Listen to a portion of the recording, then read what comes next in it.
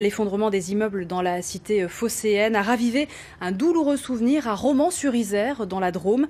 Une tragédie similaire en juin 2016 avait emporté une dame âgée. Aujourd'hui, la maire de la ville estime que les municipalités ont peu de moyens d'action face à ce type de situation. Sylvie Cozzolino, Thierry Zwiderski. Il y a 2 ans de cela, cet immeuble du vieux Romans s'effondrait d'un coup et menaçait même d'en entraîner un autre dans sa chute. Une septuagénaire décédée lors du drame. Des immeubles vétustes qui préfigurent un péril pour la population, Romans-sur-Isère en compte un certain nombre. Et quand le propriétaire n'intervient pas pour faire les travaux, la ville a obligation de se substituer à lui. C'est le cas de cet immeuble.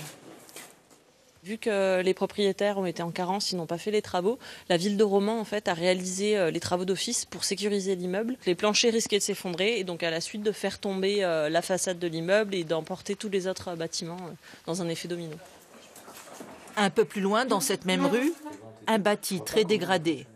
Les services municipaux interviennent sur signalement, mais parfois, ils découvrent la situation par hasard.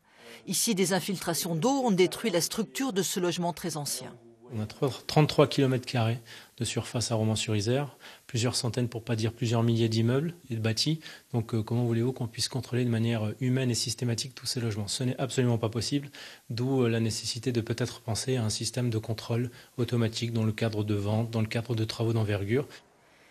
Alors, pour limiter les catastrophes et les abus de certains propriétaires peu scrupuleux, le maire de Romans souhaite que le marché de l'immobilier soit mieux encadré et demande la mise en place de contrôles au moment de la transaction.